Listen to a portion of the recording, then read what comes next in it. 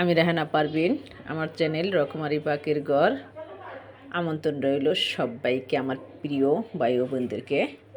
আজকে আমি কাতল মাছ দিয়ে কলা দিয়ে রান্না করব, সেই রেসিপি নিয়ে চলে আসছি। মাছটা প্রথমে আমি একটু লেবু দিয়ে লবণ দিয়ে মেখে রেখেছিলাম, তারপর পরিষ্কার করে ধুয়ে আবার একটু লবণ, হলুদ, মরিচ মেখে নিচ্ছি।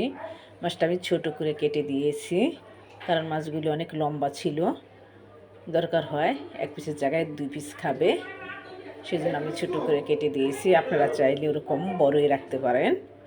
আমি মাছ দিয়ে একটা কেটে নিয়েছি, তারপর হালকা একটু ভেজে নেব, যেমন বাঁচবো যে ধরতে গেলে না বাঁচার মতোই এমন করে ভেজে নেব সবগুলি মাছই।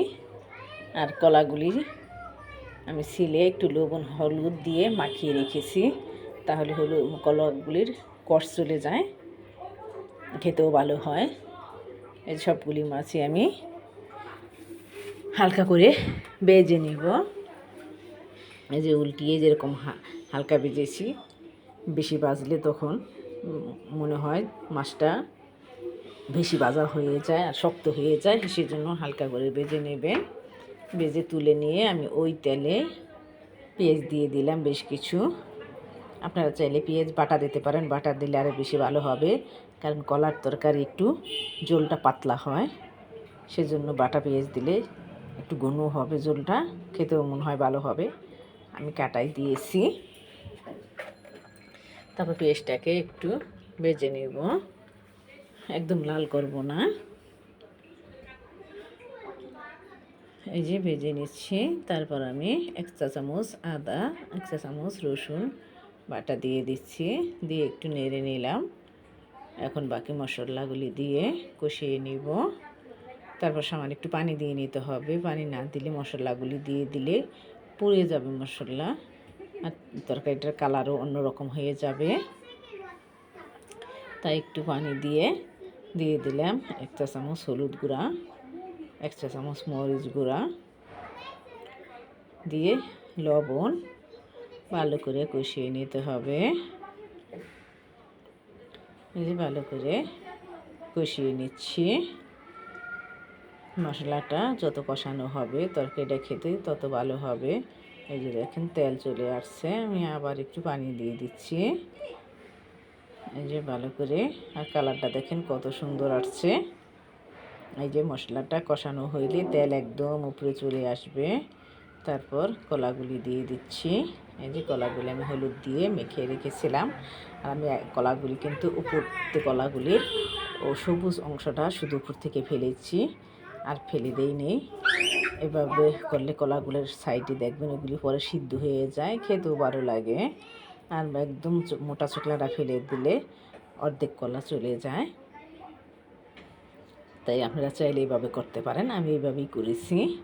আমার ধনে গুঁড়া দিতে মনে ছিল না, তাই এখন দিয়ে দিলাম। দিয়ে ভালো করে কলার সাথে মিশিয়ে নিচ্ছি, আর কলাগুলি ডেকে কিছুক্ষণ রাখবো। আর কলা সিদ্ধ হইতে বেশি কিন্তু দেরি লাগে না। এই যে দেখেন কীরকম মাখা মাখা হয়ে গিয়েছে। এই পর্যায়ে আমি পানি দিয়ে দিব। পানি দিয়ে ভালো করে নেড়ে নিব। আশা করি আপনাদের ভালো লাগবে। এভাবে আমরা কলা দিয়ে চিংড়ি মাছও অনেক ভালো লাগে, ইলিশ মাছ তো বেশি ভালো লাগে, করে খেয়ে দেখবেন। আশা করি আপনাদের ভালো লাগবে। ভিডিওটি না টেনে সম্পূর্ণ ভিডিওটি দেখবেন আশা করি, আর আমাকে সাপোর্ট করবেন। ফেসবুক থেকে যদি আমার ভিডিওটি দেখে থাকেন, লাইক কমেন্ট শেয়ার করে পাশে থাকবেন।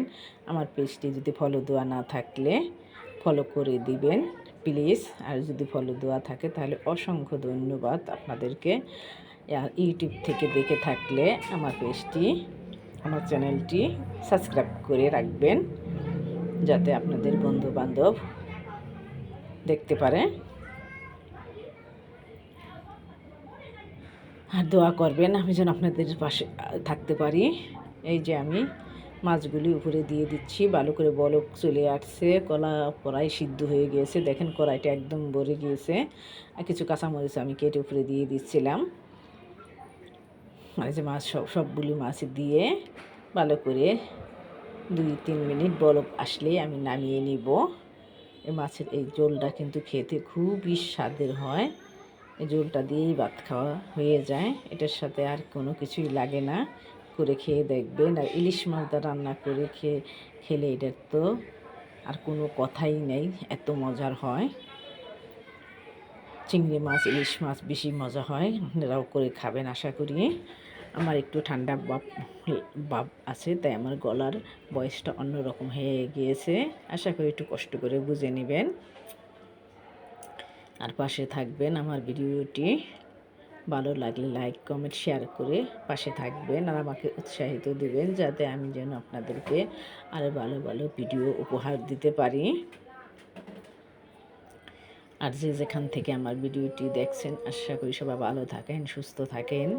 সবার জন্য অনেক অনেক দোয়া ও ভালোবাসা রইল আমার তরফ থেকে। আমার জন্য দোয়া করবেন আর পাশে থাকবেন। আজকে এখানে বিদায় নিচ্ছি। আল্লাহ হাফেজ।